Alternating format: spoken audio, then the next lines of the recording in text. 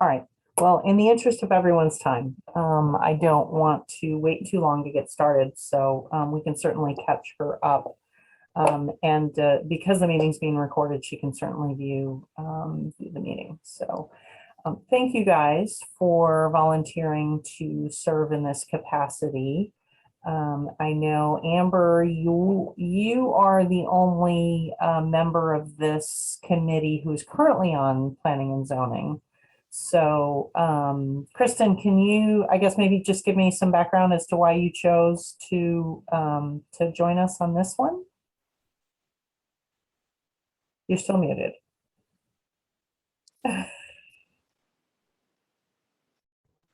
Thank you. I really love living in Maplewood. I understand that ordinance can play such a pivotal role, even though it's not really something you think about every day. You know, it's kind of in the background, but they really can make or break our community. And I think that we have potential to really make some good changes and better our community through the ordinances for sure. And they seem, it seems like they were just, I think it's time. I think it's about time to just review them at least. Yeah. And offers changes and suggestions. Great. So Amber, just, I guess, take us back a step. What made you want to be on Planning and Zoning Commission, and then from there join us in this process? Yeah, so I think a little bit about what Kristen's saying. The potential for impact in the community is really significant in planning and zoning in terms of short and long range development and infrastructure and use. And those are all things that affect opportunity in our community and affect equity in our community. So certainly I wanted to learn more about what that work was. And so this opportunity to engage in the ordinance review, really, I've read all this planning and zoning ordinances and the code, but being able to really just go in there line by line and dig through it is really appealing in terms of just strengthening my knowledge and supporting my journey and being a better commissioner. So I'm excited that we get to do this. Great, thank you. So you guys may or may not know my background. Before I joined City Council, I was on planning and zoning for 4.5 years. So I'm definitely a zoning geek when it comes to, I didn't know what I was getting into when I joined P&Z. It was actually sort of a second choice for me when after I finished Citizens Academy. And I thought I really wanted to be on design and review board, and I applied for that and was told that there were no openings. So it was Barry, our former mayor, who actually suggested, hey, you probably really enjoy P&Z. It's a great way to keep your finger on the pulse of what's happening in Maplewood. So so as soon as I joined, I really started to really dig in and took the fundamentals of planning and zoning through UMSL. And Amber, if you haven't taken that class yet, which I know it's it's long, but I did it virtually, and it was really worthwhile. Yeah, I was going to say even virtually, because of course I had the luxury of attending in person and meeting some great people through that. But yeah, totally worth it. So Kristen, if this is something that you become even more interested in as positions open up on P&Z, strongly recommend that class through UMSL because of course the city pays for it. And it's called Planning and Zoning? It's the fundamentals of planning and zoning. So, and it's I want to say like 8 weeks, and they probably just finished up a session because it's usually in the fall. And they're either, because they take off, I think during November, and then they finish up in December or something like that. So, so they did just finish. They hold it once a year. Okay. And who would I need to contact if I was interested? Well, Anthony Traxler is our zoning administrator, so he's the one that kind of manages that whole process. But again, it's a great class. I found it worthwhile. And so Amber, you probably have already heard about, the Citizens Guide to Planning they gave us during the class. So So that's a good one. And up for loan, if somebody doesn't have it, I'm always happy to loan out books as long as I get them back. I'm kind of a stickler about that. Also, if you becoming planning geek like me, Jane Jacobs, Death and Life of Great American Cities. This is the seminal work of zoning, or sort of what I consider as like the most important things about cities. Jane Jacobs is a goddess, so in the community world. And then finally, Jeff Speck, Walkable City. So that's another really good one. So highly recommend any of these three if you're becoming a zoning geek. Anyway, so really what we want to get through tonight in the, I did get a email back from Angela, and she apologized and said that was still on a work call, unfortunately, and she will still join if her work call ends. So I kind of want to just get some ideas from you guys about how we'd like to approach this, because as I mentioned, it's a lot. And, if you've already looked at kind of looked through it, the good news is P&Z and City Council already started with some of the easier sections. So, but the good news, bad news is there's still a lot of meaty sections that we can dive into. So I kind of want to hear from you what you think our priorities should be for how we approach this, and then what we want to do, how often we want to meet, all those kind of things, schedule going forward. Oh, here she comes.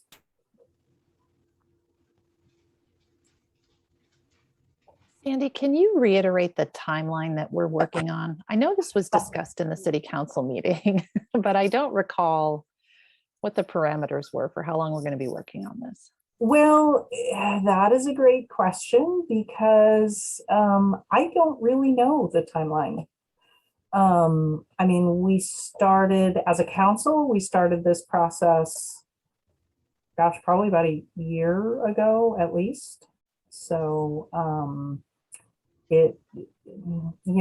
I think we'd all like to get our meetings kicked off and at least kind of get the groups started now, kind of across the end of the new year.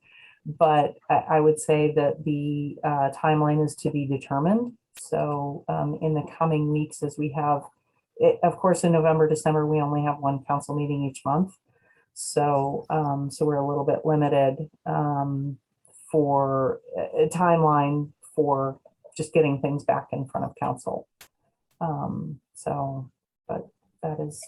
And for the chunks that you guys have done, how did you do it? Did you break off like a page worth or a section's worth and say, please look at this, and then we'll come back and reconvene and everyone share thoughts? Or like, what did you find worked best for you, or might not have worked best? Well, it actually started with P&Z. So they made, and I'm not sure, I probably should have asked Kevin this before, or Dan before we started, but they gave us their recommendations. So they kind of went through, and what their priorities were at that time was really like eliminating redundancies, eliminating language that didn't make sense anymore. For instance, massage parlor instead of, massage, things like that. So some of the antiquated language was eliminated, and because they were dealing with retail, so businesses, neighborhood business, the central business district, things like that. So, and then so after we kind of got through all that and made the most obvious changes, then as a council we each went through and made our own recommendations in work sessions to get some of the things like within a neighborhood business, the difference between allowed versus prohibited, and things that maybe, I think one of the things that was not allowed in neighborhood business was a laundromat. And Councilmember Schmidt very proactively made the point that, we do want laundromats in neighborhood business districts because people may need to walk to be able to do their laundry.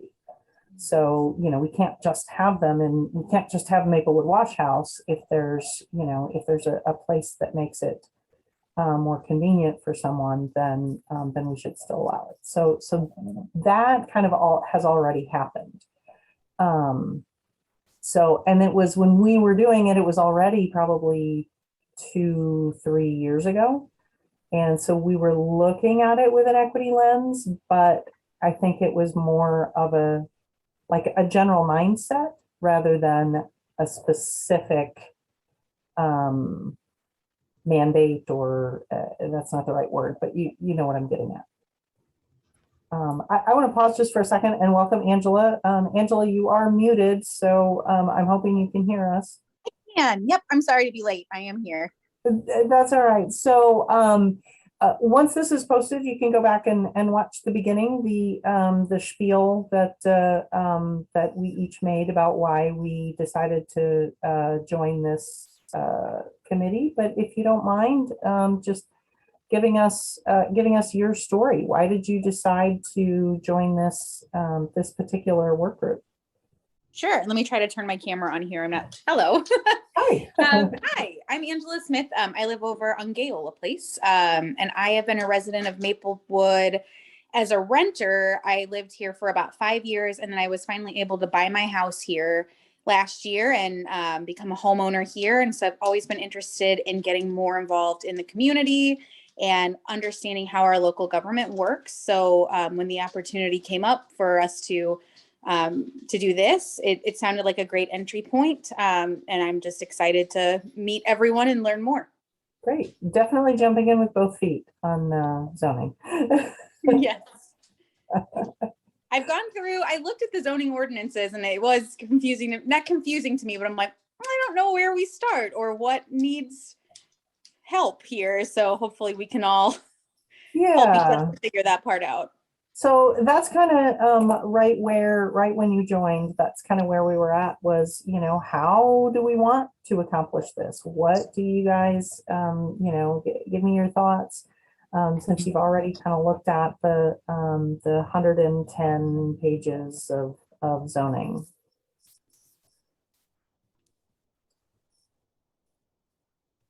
Maybe, would it be helpful to figure out like how often we want to meet and then break down that section based on how many times we meet? Like Sure. if we're meeting, once every month for 6 months, divided by 110 or something. I like the idea of all of us doing the same work at the same time in those chunks, because I think we're going to have different perspectives perhaps on ways to address different issues. So to Kristen's point, if we sort of isolate chunks of it and say our homework for the next meeting is to review this section, that kind of gives us a containable way to approach it. Although it may take us longer than if we split the sections between each of us. I wonder when P&Z did this before, my impression was that it was more of a collaborative discussion. Is that right, Sandy? Where they looked at it together and discussed everybody's sort of suggestions for those changes. Yeah, that was my understanding of how they did it. And I think I might have actually attended one of those meetings back when we could still meet in person, and just to hear their perspective. And I don't know, honestly, if any of this is going to go back on their agenda now that council has sort of taken this project over multiple ordinances. I don't know if P&Z is still planning on going through. I didn't get sort of any feedback from Anthony about it. Yeah, and we haven't met probably in 3 months now to have sort of a prospective discussion about what's coming up in 2022, since we typically are reacting to what comes forward from applications. Yeah, I know you guys normally meet, is it the first Monday of the month? Mhm. So that would be next Monday. Have you heard anything yet? If you're, We don't usually hear until the Friday before. yeah, okay. And I have not heard one way or the other. So, so yeah, I like the idea of all of us kind of, you know, working on each section and then discussing them. So one of the things that, I mean, definitely, I would say the residential section is kind of a big chunk that's going to impact the most amount of people. So, you know, that is kind of a high priority for me to try to get through some of those. And as I think, did everyone get a chance to either attend or view the kickoff session with our city attorney? Yep. Okay. So that, you know, again, there's legal aspects of all of this that play in. So, so I think, you know, when it comes to the zoning ordinances, or I guess I don't want to put us on necessarily the fast track, because I think there are other groups that can work on, you know, some of the other ordinances that can be worked on and brought to council a little bit quicker than what we're working on. Because not only is it, you know, huge, but it's also, you know, legally binding and, you know, all of these other things that come into play. So, so I don't want us to have sort of this artificial deadline of, well, you know, we need to do this by June or whatever it is. I think, you know, once we get started, we'll have a better idea of how long it's going to take. And I guess that's my sort of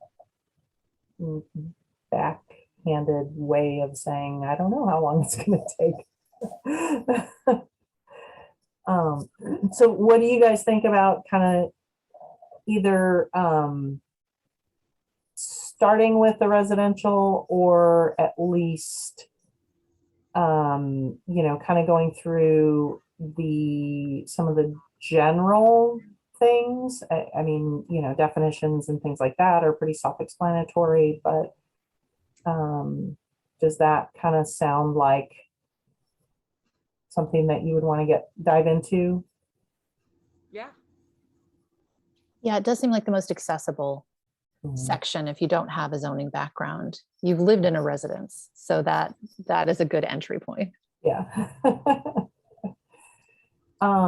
So what are you thinking schedule wise? How, you know, tomorrow's the last day of November.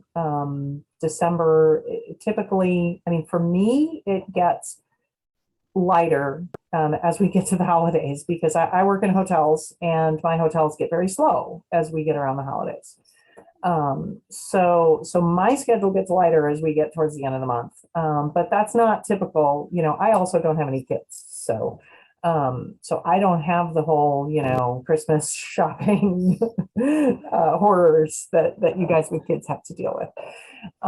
So what do you guys think about meeting in December, or do we want to take December off and just start fresh in the new year?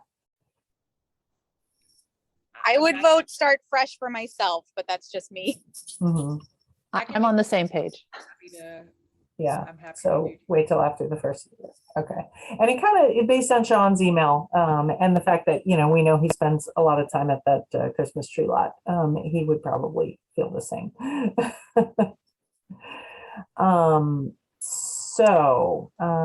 Let me open my Outlook again for work. Does everybody have calendars handy that they can take a look at? Or does Mondays at 5:30 work for people most of the time? Except for the first Monday, if I have a P and Z Yeah, meeting, that's- which is not guaranteed, Mhm. because they do get taken off pretty consistently. I mean, what about the second Monday of the month? That would be the same week as a council meeting. But we typically don't have work sessions or anything scheduled on those Mondays. We That would- have been scheduled. You guys, I'm sorry, what was that? if I was on council, I don't know if I'd want to do this and a council meeting the same Well, week. It is what it is. I mean, if, you know, the third or fourth Monday is better though, you know. Mhm. Let me see. I mean, the third would be on an alternate week for council. So second and fourth are council weeks. So The third Monday in January, though, that's MLK Day. you're right. Yeah. So that might be a barrier for some folks. Yeah. And I don't know. That's actually a company holiday for me. So I have that day off. So I can make really any Monday work. So if you decide that the second is a fine one and everyone else can, that's totally fine. mhm. I mean, I don't mind meeting the same week of council meetings. Again, it kind of keeps me on my game, and then honestly, it'll be fresh as I report out. So, if that second Monday works, then I would say let's try that. And Yeah. That works for me. okay. And does 5:30 work? I know, I personally prefer to meet a little bit earlier. But again, I don't know, with kids, if this is like a good after work time so that you're just kind of extending your workday, or if this is problematic. This time works for me. Mhm. Me as well. I don't make dinner, so I can hide down here while that gets done. Angela, what about you? Yeah, this is fine. Today's a little crazy for me because work ran late and we have a 6 o'clock appointment somewhere. So, but no, if I have it on my calendar and I know it's the second recurring Tuesday or second recurring Monday of the month, that's no problem. Okay. Okay, great. So yeah, Amber, I'm with you. My husband does the cooking, so it's it's definitely nice. I don't have to worry about that. I am working full time in the office, but generally I can leave early enough to be back home in time for a 5:30 meeting, so it shouldn't be a problem. Okay. All right, so I am jotting this down. So second Monday, 5:30. And I mean, are we kind of thinking at least initially of meeting once a month and then, kind of go from there? Yeah. Okay. That works for me too. Okay. Yep. All right. So I'll double check with Sean just in case, but again, having the second council member is just sort of a backup. I'm not sure, how much we all need that second council member, of course, having his experience and background joining us, I think would be helpful, certainly. But I'll see what his schedule looks like. And if that does not work for him, I will communicate with you guys via email. So remember, again, the sunshine law requirements, we can really only communicate via email. We cannot use like a Google Doc to communicate. So we just have to be really careful about that. Anytime we have a meeting, it's going to be recorded. So, those rules are all apply here just as they would for a regular board or commission meeting. So other than, hold on, let me look back at my agenda and make sure we covered How long is the residential section? I don't have it pulled up in front of me. Oh, that's a good question. I don't know. I know it starts on page 16. Because I did jot that down today when I was looking at this earlier. Like, is it short enough where we would feel comfortable doing it by the second Monday of January, or do we need to break it out? Yeah, I think it's less than 10 pages. Oh, okay. I'm I'm just looking now. Yeah, and we don't necessarily have to finish that section all in one, all in one meeting. I would just say, if we, especially because we're going to kind of take the month of December off, so we'll have a little bit, more time there. Let's see, so it starts on 16.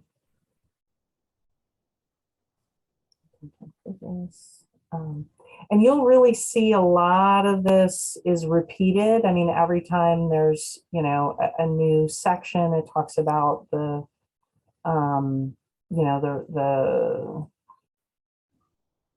intent and purpose and all of that. So there's, as you go through these, you'll see there's a lot of repeats.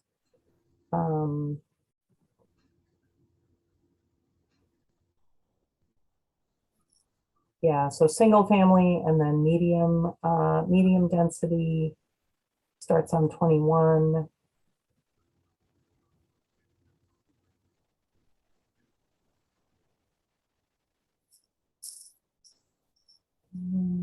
Planned residential starts on 20, the bottom of 24.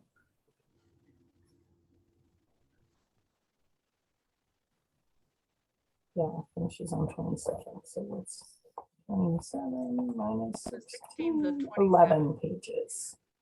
So.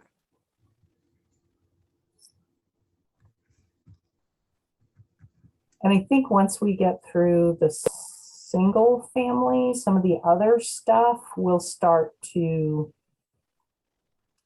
gel, if you will. So does that sound like a reasonable chunk to start with, to at least have some, highlights, cross outs, some initial thoughts, and then we'll just kind of focus on getting everybody's feedback at that first meeting? And Sandy, you shared a Google Doc version of this. Would you recommend that we make our own copies to annotate rather than working from the same document so that we can sort of... I just gave you guys a Word doc. Oh, it opened in... Oh, okay. Sorry, it opened in Google for me. Yeah, I mean, that's what I had planned on doing, was just sort of making my own notes and then discussing. I am not one of those like red line expert kind of people. So if somebody else is, thank you, Angela. Appreciate your time today. She just had to drop off. So What do you mean by red line? So sorry. What do you mean by red line expert? Oh, so when you make changes in a Google or in a Word document, you can like save all of the changes and it shows you the red line and makes all those notes. And yeah, okay. I've never done that. Is that how the city wants to receive it? Is in a red line document for the attorneys to review? It's not how we did it the last time. So, so I would say, I mean, at this stage when we're just working amongst ourselves, I don't think it's as important, but it's definitely something that, I can follow up on and find out what the, what the ideal process would be for us.